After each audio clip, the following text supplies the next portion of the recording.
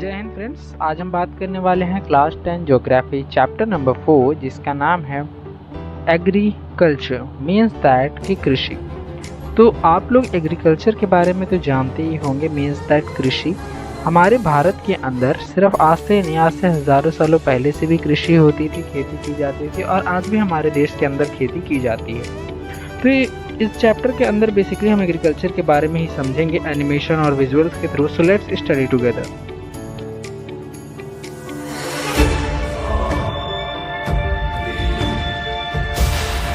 सबसे पहला जो हमारा पॉइंट आता है वो है हमारा फार्मिंग। तो देखो, फार्मिंग क्या होती है? फार्मिंग एक प्रोसेस है जिसमें हम बीज को बोते हैं खेतों के अंदर और फिर उस बीज से हमें जो भी फल मिलते हैं या फ्रूट्स मिलते हैं, वेजिटेबल्स मिलते हैं, अनाज मिलते हैं, वही क्या है? हमारी खेती है। अब देखिए, खेती 3 टाइप से होती है।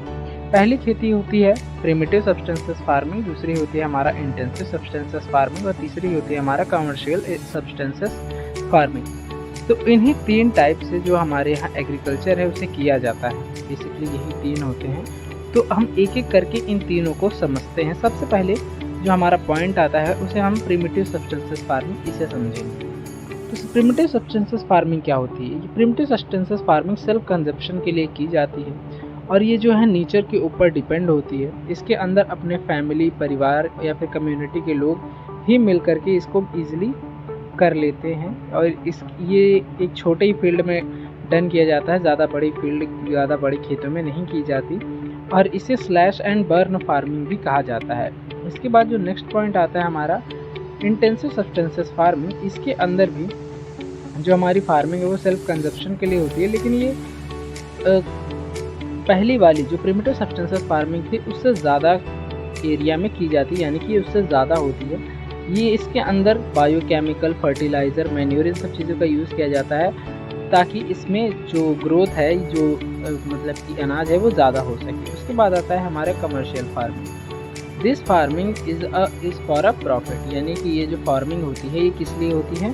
सीधे तौर पे कहा जाए तो अपने प्रॉफिट के लिए की जाती है। ये फार्मिंग में एक ही टाइप के सीड्स पूरे उसके अंदर बोए जाते हैं, सिर्फ एक टाइप के प्लांट जिसमें बहुत सारी चीज़ों का यूज़ किया जाता है, जैसे कि HYV seed, chemical fertiliser, insecticide, pesticide.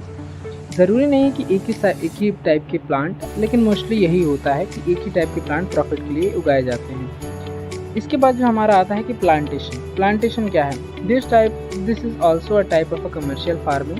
ये कमर्शियल फार्मिंग का ही एक टाइप है। इसके अंदर सिंगल प्लांट मतलब कि उगाया जाता है पूरे फील्ड में, यानी कि पूरे खेत में, जिसमें बहुत सी चीज़ें आती हैं, जैसे कॉफ़ी हो गई, टी हो गई, हमारा रबर हो गया, बनाना हो गया, मैंगो हो गया, बहुत सारी चीज़ें। ठीक, जो नेक्स्ट पॉइंट आता है हमारा वो है कि क्रॉपिंग पैटर्न। इंडिया के अंदर बेसिकली 3 टाइप्स के क्रॉपिंग पैटर्न्स हैं, जो कि है हमारा पहला आता है रबी क्रॉप, दूसरा आता है हमारा खरीफ क्रॉप, तीसरा आता है हमारा जैद क्रॉप। तो इंडिया के अंदर यही बेसिकली 3 टाइप के अलग अलग सीजन्स में क्रॉपिंग की जाती है। सबसे पहला आता है हमारा कि रबी क्रॉप। रबी क्रॉप जो होता है ये ठंडियों के महीने में बोया जाता है, जिसे कि अप्रॉक्स मान के चलिए कि नवंबर टू दिसंबर के महीने में बो दिया जाता है और वहीं अप्रैल टू मई की या फिर जून के महीने में इसे काट लिया जाता है। इसके अंदर गेहूँ, बार्ली, पीस, बहुत सारी चीज़ें बोई जाती हैं और ये जो चार्ट है इसमें आप देख सकते हैं कहाँ कहाँ पे रबी की फसलें उगाई जाती हैं। नेक्स्ट पॉइंट आता है हमारा खरीफ क्रॉप। खरीफ क्रॉप जो है वो हमारा मानसून के सीज़न में स्टार्ट होता है और इसके अंदर बेसिकली बहुत सारी चीज़ें उगाई जाती हैं, जैसे कि जून से जुलाई के बीच में इसमें बुआई होती है और सितंबर टू अक्टूबर के मंथ में इसमें कटाई भी हो जाती है, मतलब इसे काट लिया जाता है, जिसमें राइस, मेज, पैट, जवार, बहुत सारी चीज़ें आती हैं। ये है चार्ट। इस चार्ट से आपको आप देखकर समझ सकते हैं कि कहाँ कहाँ पर खरीफ क्रॉप उगाई जाती है। नेक्स्ट पॉइंट आता है कि हमारा राइस। तो जो राइस होता है वो इंडिया का सेकंड लार्जेस्ट प्रोड्यूसर है। मीन्स पूरे वर्ल्ड में जो इंडिया है वो सेकंड लार्जेस्ट प्रोड्यूसर है, किस मामले में? चावल को उगाने के मामले में। ठीक, जो राइस है इसके लिए जो टेम्परेचर है वो अप्रॉक्स मान के चलिए कि 25 डिग्री सेल्सियस की ज़रूरत होती है और कम से कम 100 सेंटीमीटर बारिश की इसे आवश्यकता होती है। इतने में जाकर कहीं चावल आसानी से हो पाता है। ये कुछ स्टेट्स है जहाँ पर चावल की खेती होती है, तो इसे ध्यान से देख लीजिएगा आप लोग। इसके बाद जो नेक्स्ट पॉइंट आता है हमारा वो है कि वीट, यानी कि गेहूँ। गेहूँ जो है वो सेकंड सीरियल क्रॉप है, यानी कि दूसरा सबसे ज़्यादा विश्व में उगाया जाने वाला अगर कोई अनाज है भारत में तो वो कौन सा है, गेहूँ है। ये विंटर सीजन में उगाया जाता है और ये जो चार्ट है इसमें आपको पता चल जाएगा कि किन किन स्टेट्स में गेहूँ जो है उसे उगाया जाता है। इन सब चीज़ों को ध्यान दीजिएगा। नेक्स्ट पॉइंट आता है हमारा रबी क्रॉप। तो जो रबी क्रॉप है, it grow to April to May and harvest in June to July. इसमें क्या होता है रबी क्रॉप में, जैसे बेसिकली बहुत सारी जैसे सब्जियां हो गई और मतलब कि फल हो गए, खीरा, ककम्बर, वाटरमेलन, ये सब चीज़ें किस में उगाई जाती हैं, रबी क्रॉप्स में उगाई जाती हैं। उसके बाद आता है हमारा मिलेट्स यानी कि मोटा अनाज, जिसमें सबसे पहला आता है हमारा जवार। जवार जो है वो थर्ड सीरियल क्रॉप है, यानी तीसरा सबसे ज़्यादा उगाया जाने वाला क्या है, अनाज है हमारे भारत के अंदर। उसके बाद जो नेक्स्ट पॉइंट आता है वो हमारा कि रागी। ये जो हमारा रागी है ये इससे रेन फीड क्रॉप बोला जाता है क्योंकि इसे रेन की आवश्यकता होती है।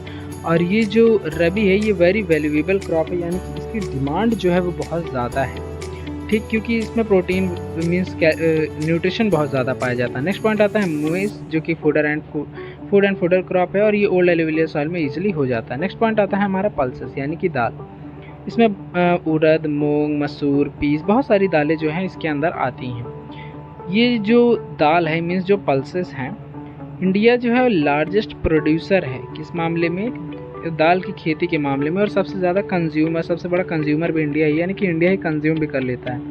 कि ड्राई और moisture means less dry condition में पैदा होता है और इसकी खासियत ये कि ये जहाँ पर बोया जाता है उस मिट्टी की फर्टिलिटी बढ़ा देता है और पेड़ों की अपेक्षा ये उल्टा काम करता है।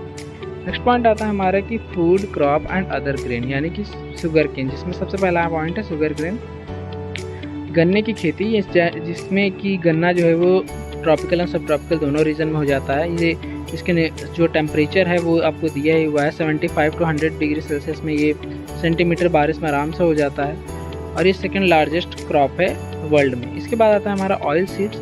ये जो ऑयल सीड्स हैं हमारा, ये wide variety of oil seeds हमारे भारत के अंदर पाए जाते हैं। थर्ड लार्जेस्ट प्रोड्यूसर है किस चीज़ का, ऑयल सीड का, आफ्टर चाइना, और इससे सोप, रेमेडीज़, बहुत सारी चीज़ें बनाई जाती हैं। नेक्स्ट पॉइंट आता है हमारा groundnut. Second largest producer of groundnut after China, China के बाद जो है वो सेकेंड लार्जेस्ट ग्राउंड नट्स के मामले में इंडिया है। थर्ड, इसके बाद जो नेक्स्ट पॉइंट आता है वो हमारा टी फार्मिंग यानी कि चाय की खेती। भारत के अंदर जो चाय की खेती थी इसका सबसे पहला जो ट्रेंड लाया था किसी ने, वो कौन थे, ब्रिटिशर्स थे। ब्रिटिशर्स ने सबसे पहले भारत के अंदर चाय को इंट्रोड्यूस किया, जिसके बाद इंडिया की चाय पूरे वर्ल्ड में फेमस होने लगी। Today Indian population on it इस, यानी कि आज के समय में इसकी जो प्लांटेशन है काफ़ी ज़्यादा हो रही है। नेक्स्ट पॉइंट आता है हमारा कि कॉफ़ी प्लांटेशन। जो कॉफ़ी प्लांटेशन है इसके अंदर कॉफ़ी जो है वो काफ़ी गुड क्वालिटी की हमारे भारत में उगाई जाती है, जैसे कि अरेबिकन वैरायटी की कॉफ़ीज़ अब हमारे देश में उगाई जाती हैं, जिसकी वजह से ग्रेट डिमांड है वर्ल्ड में इंडियन कॉफ़ीज़ की। और ये कुछ नीलगिरी जैसे पर्वतों पर इन्हें ईजिली उगाया जाता है, जिनकी डिमांड है। नेक्स्ट आता है हॉर्टिकल्चर। हॉर्टिकल्चर क्या होता है, cultivation of fruit and vegetable, जिसमें फलों और सब्जियों की खेती की जाती है, उसे हॉर्टिकल्चर बोलते हैं। इंडिया सेकंड लार्जेस्ट प्रोड्यूसर है इस मामले में और ये दोनों ही क्लाइमेट में हो जाता है। और नेक्स्ट पॉइंट जो है हमारा कि नॉन फूड क्रॉप यानी कि रबर। इसमें सबसे पहला पॉइंट है रबर। तो जो रबर होता है, रबर किसी भी इंडस्ट्रियल मटेरियल के लिए रॉ मटेरियल है। ये बहुत सी इंडस्ट्रियल मटेरियल के रॉ मटेरियल काम करता है। रिक्वायर जो इससे टेम्परेचर चाहिए, क्लाइमेट चाहिए, वो 25 डिग्री सेल्सियस चाहिए। सूटेबल इन ट्रॉपिकल एंड सब ट्रॉपिकल बोथ रीजन, यानी कि ये जो ट्रॉपिकल और सब ट्रॉपिकल रीजन है, दोनों ही क्लाइमेट में जो रबर है वो ईजिली ग्रो हो जाता है, मतलब कि इसे कोई दिक्कत नहीं होती है। किस प्लांटेशन को, रबर प्लांटेशन को। नेक्स्ट पॉइंट जो हमारा आता है वो है हमारा फाइबर क्रॉप्स, यानी कि जैसे कि कॉटन हो गया। अब जो कॉटन है वो टेक्सटाइल इंडस्ट्री का सबसे मेन पार्ट है, क्योंकि बिना कॉटन के, बिना रॉ मटेरियल के टेक्सटाइल इंडस्ट्री किसी काम की है ही नहीं। जिसमें कि इंडिया जो है इसके अंदर बहुत, जो कॉटन है वो आज से नहीं पहले से भी यूज़ होता था और इसकी शुरुआत जो थी वो हमारे भारत ने ही की थी, ठीक।